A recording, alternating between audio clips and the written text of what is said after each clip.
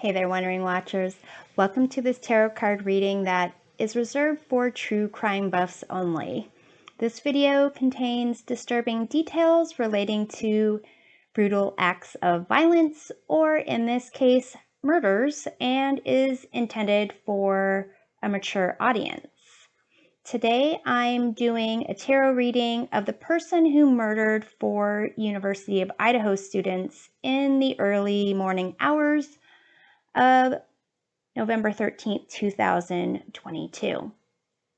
I did post a video to uncover the killer's motives in another tarot reading, but I didn't go into the details of the murders because it was an impromptu reading I was planning to do on my own, and I wasn't sure if people wanted to hear the gruesome details. But here is an overview. So the 4 Moscow, Idaho victims are Madison Mogan, Kaylee Gonclaves, both age 21, Zaina Kernodle, and Ethan Chapin, both age 20. They were all actively involved in a sorority or fraternity. Madison, Kaylee, and Zaina lived in a 6-bedroom home, and Ethan was there spending the night with Zaina, who was his girlfriend. All 4 victims were stabbed with a military-style knife while they were in bed. Although some had defensive wounds, it is believed that they were asleep at the time of the murders. Kaylee and Madison, they had come home around 1:45 in the morning, and so had Zaina and Ethan. They were out doing separate things. Between, I believe, 2:30 and 3 a.m., Kaylee and Madison were calling Kaylee's ex-boyfriend Jack a total of 10 times, and it is believed that he was sleeping. Kaylee's parents don't believe Jack had anything to do with the killings, and although they were broken up, the parents expected them to get back together and eventually get married and have kids. So there are, I believe, 2 other roommates that were unharmed. They came home around 1 a.m. and the murders occurred somewhere after 3 a.m. So it's not clear why the 2 surviving roommates weren't killed. They are not believed to be involved, and sometime they got up late the next day, and at 11:58 a.m. on that Sunday, after some friends had come over to the house, the police were called. And apparently there were some social media comments about a stalker being reported by one of the girls sometime beforehand, but I haven't seen any news articles on that. I did see an article that said that about 3 weeks before the murders, someone in the area, not sure how close to where these murders occurred, they had their dog taken from the yard, and it was killed and skinned. The home where all the roommates were, it had bedrooms on the 2nd and 3rd floors, and the entrance to the back of the house was on the 2nd level, and it opens up to a parking lot and a forested area. So there's also a lot of parking and apartments in that area. So people coming and going It's rather close to the university, but I want to do this tarot reading just to get more into the killer. So I'm going to do a tarot reading on the killer's chakras to get some information about who they are a little bit. So in terms of the root chakra, what type of security or sense of security does this killer have? You have King of Pentacles. They feel very secure. They feel that they have enough resources. They're connected enough. They are kind of have a reputation that's pretty solid, where they aren't really concerned. So let's see about their sacral chakra, about their sexuality. 9 of Wands. So probably frustrated, probably kind of preparing for something to happen and not really being able to complete it. Maybe some issues with impotence. I'm going to take another card for that to clarify. You have the Devil. Okay, so here you can see this mermaid is in this cage. And although the Devil is more about temptations and being, enslaved, bound to something that's not for your best and highest good, it's almost as if this sexuality aspect with the 9 of Wands and this Devil, the imagery kind of indicates like this is this cage, this helplessness under the control of the person in the 9 of Wands. It's almost as if that is a turn on, or if not a turn on, then something that they needed to prove to themselves in going through these murders is something that they could just do and go through the motions of it and not really be emotionally affected by it in any way, shape, or form. So let's take a look at the solar plexus in terms of the power that this killer has or feels they have. 6 of Pentacles. So in terms of their power, they might feel that they have the upper hand. Perhaps it's tied to this King of Pentacles energy in terms of security. Someone who people will continue to go to for help, for rides, for paying the bill when they go out.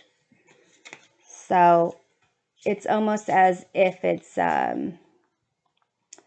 seems like it could be like monetary power that they have, or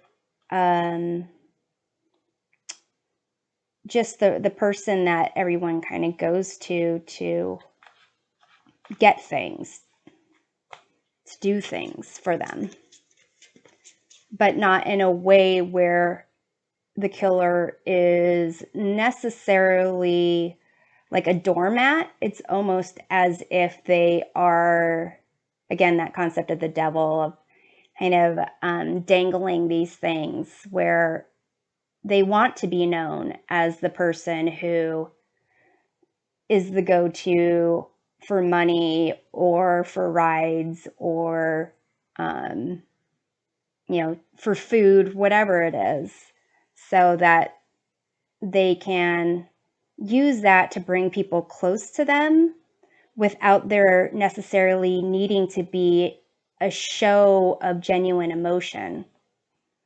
It's almost as if it's interpreted as kindness or as friendship or caring, but it's part of a master plan. And actually, I'm reminded in this devil card, you see these trinkets and coins that are outside of the cage. Those were used to kind of lure the mermaid over to the cage, the shiny objects, the treasures, even though the mermaid might not have needed them. I was still curious. So let's see. Okay, so I was going to get into the heart chakra and empathy. So what do we have here? We have the Page of Swords. So this is someone who is kind of curious. Curious what they can do when it comes to information, trying on a new cap of knowledge. To some degree, they don't know whether that sword is going to injure themselves or injure others. But they still want to play with it. I'm going to pull another one for the heart chakra. Page of Cups. So in terms of their empathy, it's almost, it is a childlike curiosity, but to me with these two here, it could be that they're very, they are very sensitive. They are emotionally sensitive. And kind of, they don't get what they want. Their imagination goes wild in terms of how they can get someone back, or, how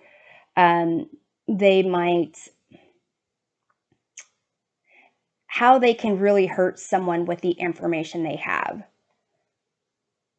But in terms of empathy, it seems like an immature understanding of emotions and how they operate. It's almost like a curiosity, and like, if I do this, then how's that gonna be? If I make you feel this, then what result in terms of just information? It's almost like a concept of going through the motions and not really feeling things, and knowing that there is supposed to be an emotion maybe, but really just more curious about how fantastical a situation can be and whether they would feel anything about it. So let's see about their throat chakra, how they talk. You have the 8 of Swords. So they kind of have a sense that they can't say anything, or they don't say things. They feel others maybe are making it so they can't say things. They can't be truthful to themselves, or that people wouldn't understand their truth. And so they feel that others would kind of, they're not speaking their truth. They're hiding what they believe or think, and they're doing it to themselves. And it could be because it's more of a thought process than they understand. They're aware, intellectually aware, that their feelings, their desires to imprison, to hurt, to manipulate, to murder people is not socially acceptable. I'm going to go ahead and clarify this Eight of Swords. Allow that one to come out. You have Five of Cups. So here, in this Five of Cups, there's this knowing that this, I believe it's a selkie, is going, or seal is going back into the water because it can't live on land forever. And so there's a knowingness of a loss and having to kind of accept that loss. So here, in terms of the murders, it's not only could they not talk about wanting to commit the murders, if they, in terms of the feeling sad about the murders, they might not want to talk about that as well. So, or be, I'm going to pull another one, see if they're unable to talk about it. Kind of like, it's almost like they're trying to portray they're too distraught to say anything, to speak, to be able to communicate their thoughts and feelings about the situation because they're so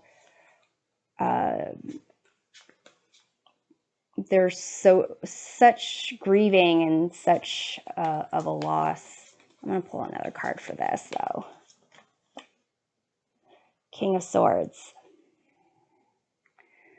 So that's kind of the card that in my other reading, I felt the King of Swords reflected the killer's kind of energy of being in their own head. Kind of King of Swords are already considered to be unemotional and really just about strategy and kind of having power and authority, and a very cold King of Swords, if they're trying to act as if they are affected emotionally by something, they know how to speak. They're just, it's almost as if they are aware of the social implications, and they know if they say something that's wrong, that's off, that can connect them in a way they shouldn't be connected. So they might not want to say anything at all, and it's because they're too distraught. So let's see about their third eye chakra. What can we know about the killer's intuition? Nine of Pentacles. So they're pretty much focused on themselves right now. They are more into like making it look like everything is okay, and they're just dealing with the situation just like everyone else. Here in this Nine of Pentacles, it's like a well, I think it's like some well mermaid that accepts and holds on to the pentacles that are thrown in here for certain wishes to come about. But it seems, at least for here, the pentacles kind of indicate more of the portrayal of the killer in the material world, like how they present themselves. So they're trying to, their intuition is to present themselves as someone who's kind of doing okay, but for what's going on with these murders. So let's see about their higher self, their crown chakra. Got this Page of Swords, sorry, Page of Wands. So in terms of their higher self, it's another kind of immature energy, where there's kind of rule breaking, that kind of tantrum energy is coming through, wanting to explore things that maybe other people don't want to explore, express themselves in ways where maybe they know other people would think it's not okay for them to express themselves. So that's what I have for this tarot reading, and I'll see you next time. Take care.